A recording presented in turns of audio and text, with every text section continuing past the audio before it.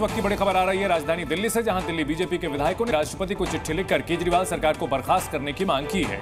BJP विधायकों ने दिल्ली में संवैधानिक संकट का हवाला देते हुए केजरीवाल सरकार को बर्खास्त करने की मांग की है और बताया जा रहा है ऐसा कि दिल्ली बीजेपी के विधायक 30 अगस्त को राष्ट्रपति भवन गए थे। राष्ट्रपति सचिवालय की ओर से अब बीजेपी के विधायकों की मांग वाली चिट्ठी गृह मंत्रालय को भेज दी गई है। दिल्ली के मुख्यमंत्री अरविंद केजरीवाल, जो कि जेल में है शराब घोटाला मामले को लेकर के उनकी गिरफ्तारी हुई थी और सीबीआई के मामले में वो अभी जेल में ही है, और इन सब के बीच दिल्ली बीजेपी के विधायकों ने राष्ट्रपति को चिट्ठी लिखकर कुछ समय पहले केजरीवाल सरकार को बर्खास्त करने की मांग की थी। खबर यह आ रही है कि राष्ट्रपति ने यह चिट्ठी गृह मंत्रालय को बढ़ा दी है।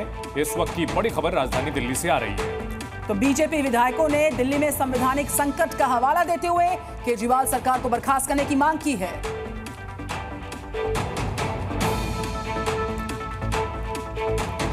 इस बड़ी खबर पर हमारे दो सहयोगी हमारे साथ जुड़ चुके हैं, रविंद्र कुमार और देवेश भारद्वाज हैं। रविंद्र, इस चिट्ठी की अगर बात की जाए तो आखिरकार बीजेपी की ओर से इसमें क्या कुछ कहा गया है, क्या कुछ इसका मकसद है? देखिए, बीजेपी के 7 विधायक राष्ट्रपति भवन गए थे 30 अगस्त को शाम 5 बजे और वहां पर 6 पन्ने का पत्र दिया। विजेंद्र गुप्ता एलओपी के नेतृत्व में गए थे और उन्होंने कहा कि संघीय ढांचा जो है वो पूरी तरह से बिखर गया है, जो संविधान के अनुसार शासन होना चाहिए वो पूरी तरह से फ्लॉप हो चुका है और ऐसे में यहाँ राष्ट्रपति शासन लगाने का फिट केस है दिल्ली में, क्योंकि यहाँ पर जो घोटाले हुए हैं उसके कारण से मुख्यमंत्री पिछले 4 महीने से जेल में है। महत्वपूर्ण फाइलों पर साइन नहीं हो पा रहा है। पिछले दिनों यहाँ पर जो भारी बारिश हुई थी, कई लोगों की जान गई, लेकिन दिल्ली सरकार काम नहीं कर पा रही है। उसके कारण लोगों के बचाव में 6th जो दिल्ली फाइनेंस कमीशन का गठन होना चाहिए था उसका गठन नहीं हुआ है। इसके कारण से एमसीडी को पैसा नहीं जा रहा। कई तरह के आरोप लगाए गए हैं, कई तरह के तथ्य दिए गए हैं, फैक्चुअल इसमें डाटा दिया गया है। और बिल्कुल देवेश, इस 6 पन्ने की चिट्ठी का जो जिक्र सामने आया है, ये बड़ी खबर आने वाले समय में एक बड़े संवैधानिक संकट की दिल्ली में सुगबुगाहट को और तेज करती हुई। देवेश,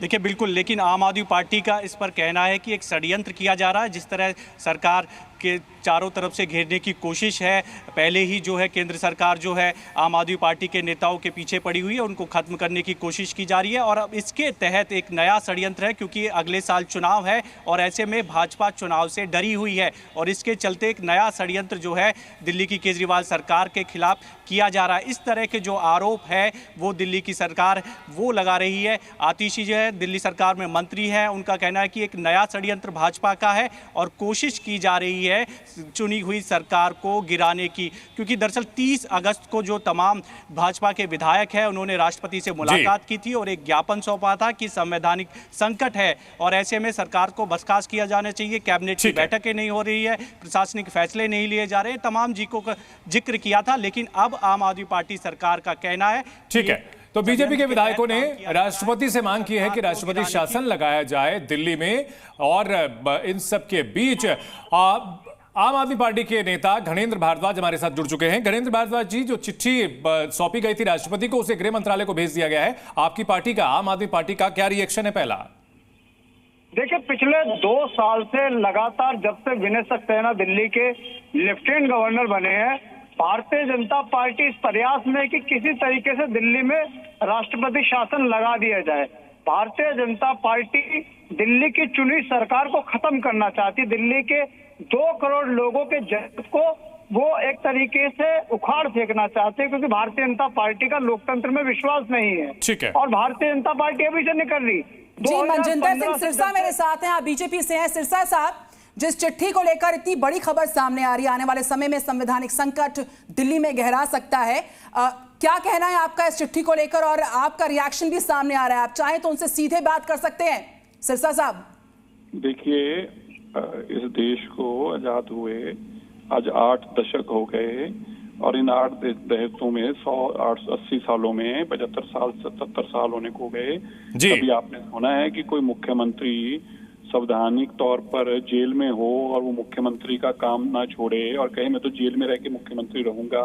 संविधान लिखने वालों में भी ऐसी बात इसलिए लिखी थी, उनको पता था कि मॉरल, इतना तो मॉरलिटी किसी में भी होती है जी। जब कॉन्स्टिट्यूशन के मुताबिक सरकार चल ही नहीं रही तो क्या कंप्लेंट नहीं होगी? लेकिन सिरसा साहब, ये मामला तो सुप्रीम कोर्ट के सामने तक जा चुका है ना। वहां तो सुप्रीम कोर्ट ने इस मामले में दखल देने से मना कर दिया, तो वो संविधान के दायरे में ही किया होगा।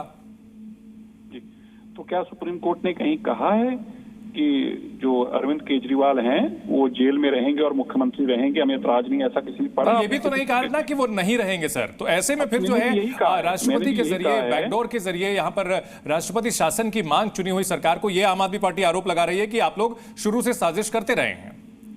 देखिए, और वो क्या कहेंगे हमारे प्रति? यही तो कहेंगे, उनका कहना कभी यही अधिकार होना भी चाहिए, उनको कहना भी यही चाहिए। और बेचारे क्या कहें कि करप्शन के केसेस में मुख्यमंत्री अंदर हैं जी, देखिए होया तो गलत है, उनको हटना तो चाहिए, ऐसा तो नहीं बोल सकते ये लोग, यही तो बोलेंगे।